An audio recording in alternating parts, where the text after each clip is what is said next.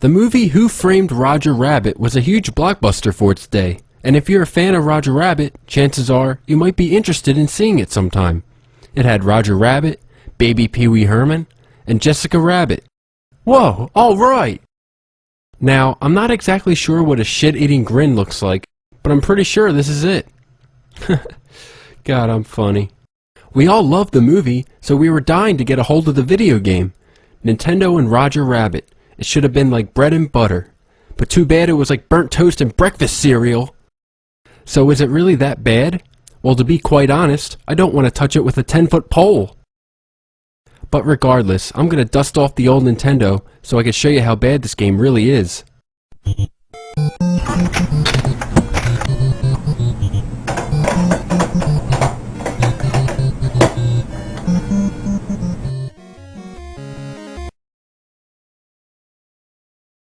Basically, you start off controlling some random guy instead of Roger Rabbit.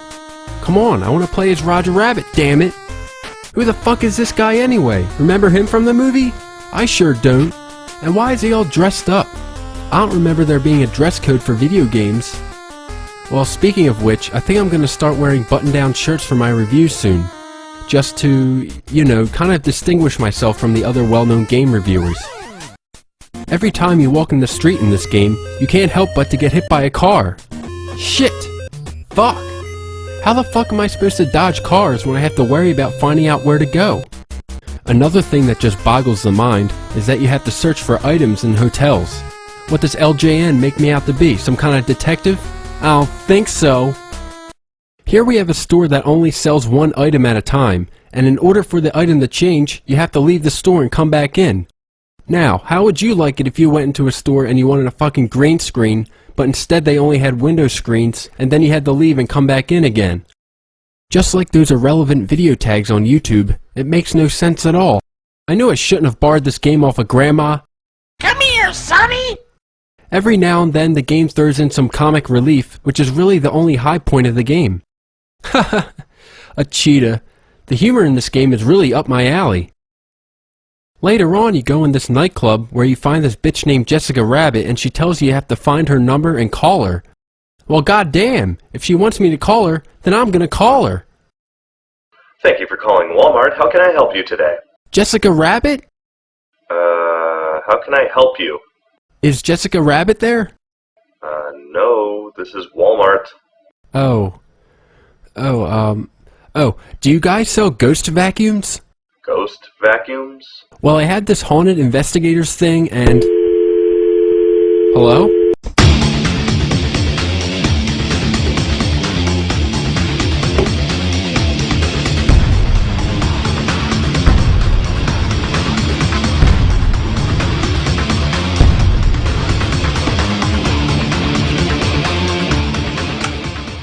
I get at least 10 emails a day asking which movies I've seen.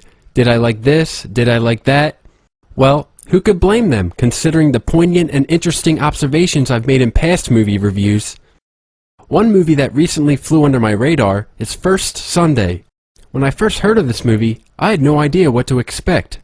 But judging by who's acting in this film, you can tell it's going to be so funny.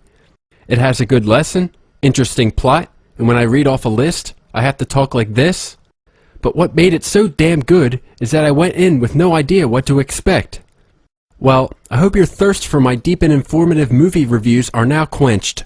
Final verdict? Awesome flick.